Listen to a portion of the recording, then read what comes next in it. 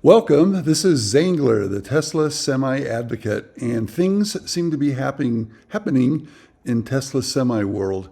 Today's video is called "Stamping Steel Keeps on Churning," homage to "Big Wheels Keep on Turning."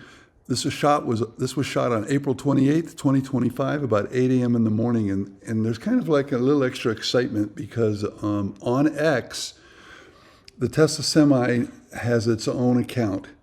And I suggested it a little bit over a month ago, and I even volunteered to run it. I got a feeling I know who's running it, and they will do an excellent job. And it's just more publicity and more awareness of this amazing Tesla Semi program. So here we go. We get this right, northwest corner was the bottom left where the flag flies. We are going to travel along the western perimeter of the building. Right now, we're going to zoom in on this pad that has one tank, and to the right, a row of what appear to be, according to viewers, chillers. We had recent rain, so you can see the moisture glistening and the morning sunrise as the sun rises over the eastern Nevada desert, shining a light on the amazing progress of this Tesla Semi high volume factory, which I have dubbed affectionately Giga Semi. We'll see if that name sticks with anybody. Notice that this slope goes from the original 6 sections of the main building. The stamping section slopes into that building. And I'm sure there'll be stormwater management in place. Here is we were going to see a lot of close-up footage of the stamping section G and this higher, taller section that will be that is designed to allow bridge cranes to move dies into these stamping machines, however many there are. I think some knowledgeable people have agreed that with my amateur assessment that the left large stamping pit will be a progression of stamping pits for the body, and the one right there that's just in the center left of the screen, that smaller stamping pit, is likely to be for the frame rails. If in fact they are going to stamp their own frame rails, which, knowing Tesla, I think they will. Notice here on the bottom right, they're putting in the forms for the bottom of the walls, much as they did in the entire rest of the section of the building, making excellent progress. This lower section of the roof is almost complete. Smaller panels to be installed, and I do not see the panel table any longer. So I think they're building them either out of view, but more likely just bringing up individual corrugated steel panels and filling them in. That is the elevator shaft right there in the top middle that will bring up the spoils.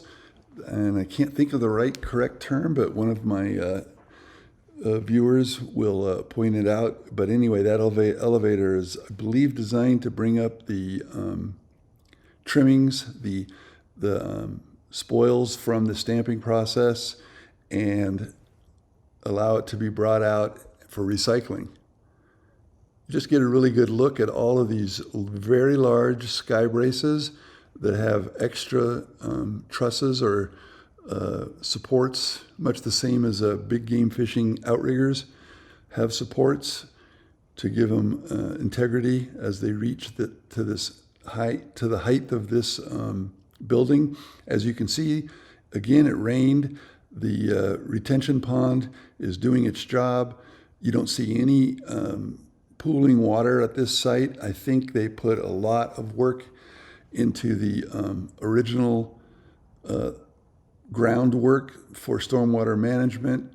That right there is one of the trenches, swales, as they are called, that direct that water down into the retention pond. And that retention pond, if it gets full, flows down a canal or a ditch to another retention pond until such time as that water is able to sink into the groundwater. And there is that stamping pit that I think will house the stamping machine for frame rails. And this is the giant mountain crane, the largest crane that has been used on this site. To the right of it is the famous BZI telehandler, specifically the Mezmaster, and I think it just doesn't have the attachment because they're not using it this way here. In that same way, those are columns that are going to be used in the building, in finishing that this building that we're about to fly over and look straight down on. Really nice view. A lot of detail that you can catch that I may not even be able to point out. You can see on the right the two diagonal struts. I believe they have extremely heavy mass to handle the vibration of the stamping machines. There they are right now, those diagonal supports, and you can see a couple of them on the ground. There they are right there, and you'll see them elsewhere on the southern wall. There is the big dog Tesla semi standing guard. At the bottom, there's a bunch of those pedestals for what I believe almost certainly are going to be light towers. And can't wait to see this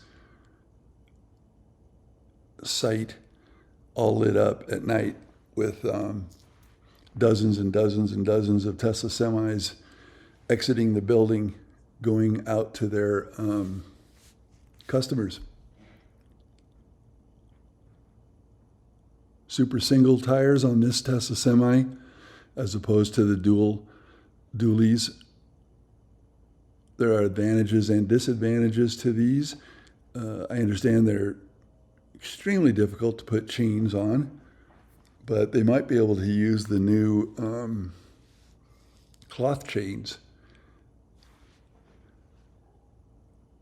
Anyways, as always, I'm taking a look at the Tesla semi and looking for any new Easter eggs. There was an actual Easter egg left on top of it for us, those of us that are been following along and watching the progress for a long time. I really like this shot of the Tesla semi and the construction site in the background, along with the giant tracked crane that they're using for the tall, heavy work. One of the highlights of this construction project is the minimal use of renting cranes, which has kept the cost of construction down, very capital efficient. And there's the look into the sort of big block-looking structure right inside where the glass will be for the entrance. This will be the main entrance. And you tell me, is that a robo-van?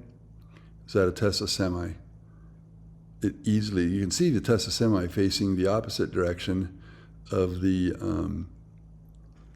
design feature of the entrance, and it certainly can just be a Tesla semi hauling a trailer.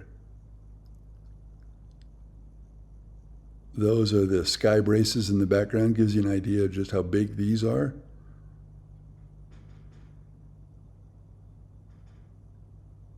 One thing that we're going to see is that it looks to me, later in the video, we're going to see them actually beginning to fit out the main building with assembly line, production line equipment.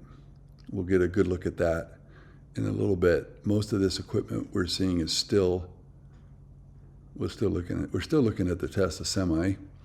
Personally, I can never get enough of it. I think I'm finally going to leave it alone and move on along the southern face of the building. All of that metal is for the Section G stamping building, which was purposely built on a different timeline. One of the theories I have is that it's built on a different timeline because they will perhaps start up initial production, low volume production with suppliers provided stamped parts, and get that dialed in, and then fold in and incorporate their own stamped parts.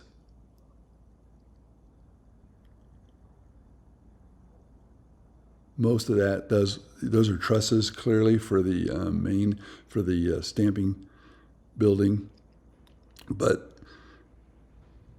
there are some parts coming up that look to me like they're going inside. All of these cars are factory workers that are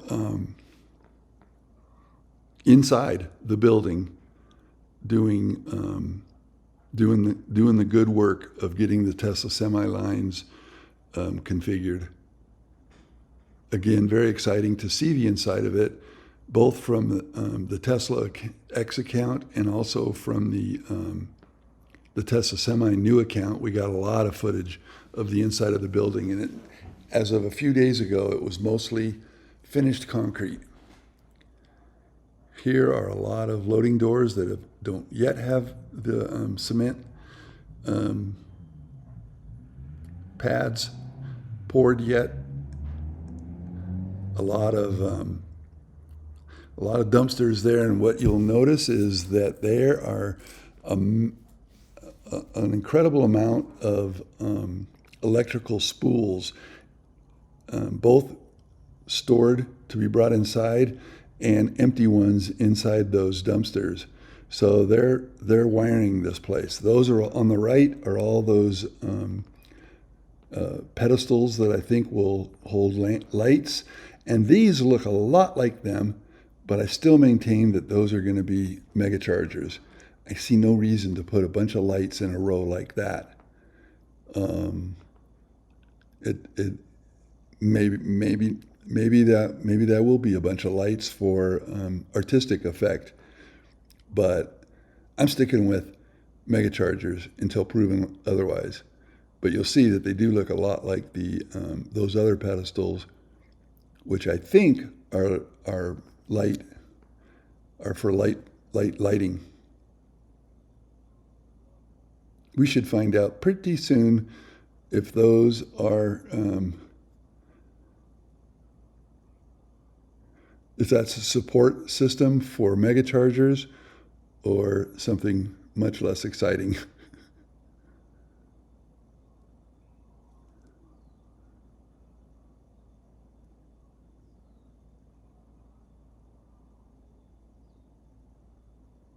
You can see a bunch of broken down pallets on the left, boxes, and I believe that was equipment that was brought into the factory. And this truck, and to the left, that is equipment that's going to go inside to support the assembly lines. And don't know exactly what those are. They could be the channels around which assembly lines are built, or it could be actually just to support, could be any one of a number of things. Anything I say would be speculation, but I thought maybe it was for, wiring will go inside it. Those are the empty spools of wire I mentioned earlier. A bunch of broken down boxes that had equipment in it that have been loaded inside. Temporary lighting. Another look at all of the loading bays along the eastern wall. Final grading is being done, especially over on the northern wall, which we'll see in a minute. All this stormwater management rock was done last year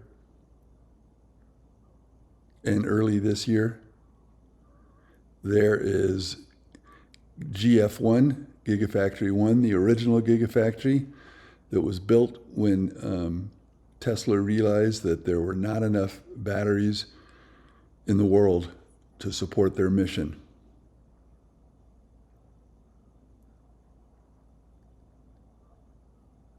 You let me know what you think those aluminum-looking box structures are. There's a giant haul pack truck. It's a cat version, Caterpillar, but it's a huge, like maybe 90-ton dump truck. There was a bunch of activity. This is the second and new guard gate, temporary guard gate for the Giga Semi building. Look at all that. That's all new equipment. Again, and up above is all new materials that I believe will go inside the factory. Those tanks, I think, will reside on the far western pad that we saw at the very beginning. This ship is getting real, is the nicest way I can put it. Look at that. Is that racking material for parts storage? Who knows?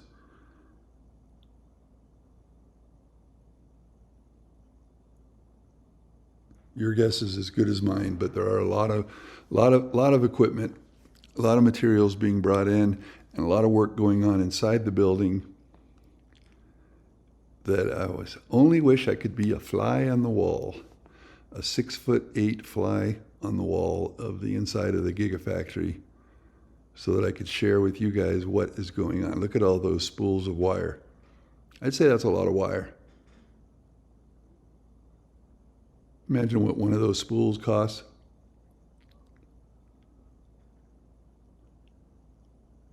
They do quite a good job of keeping the job site clean.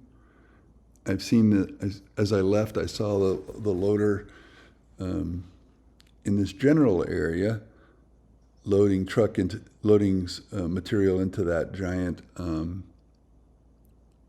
dump truck. Looks like they may have cut a new road up there. That road just at the bottom, that snakes along the base of the mountain that is east of Giga, Nevada, that looks new. Here is where a lot of grading work is being done, and I think maybe a week ago, all we saw was the rebar work here, and as predicted, they made short order of pouring that concrete. I would love to say cement, just to blow people's mind who know that cement, even though it is a synonym to lay people, it is simply an ingredient in concrete. And I've been corrected many times because I grew up with the Beverly Hillbillies and the cement pool. There is one of the 3 BFDs. Since I'm not on the property proper, I'm going to try to get a little lower look. And what I don't want to do is to ever distract or interfere with the workers.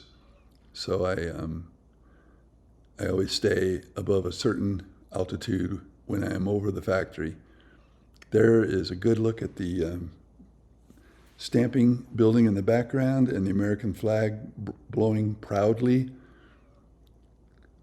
in the breeze. And we're going to go over and take one more look at it, and then we're going to try to get some still pictures from the southwest corner. By the way, in the background, a Tesla semi just drove by, and that up there is the main guard gate. In any event, I want to thank you for joining. I would love it if you appreciate this content, that you let it be known in the various ways on either X or YouTube, and very much appreciate all of the growing audience, but I especially appreciate the ones who have been following me from the beginning as I started this venture of being the Tesla Semi Advocate about 2 years ago. Thank you, and I'll leave you with your favorite music on the way out.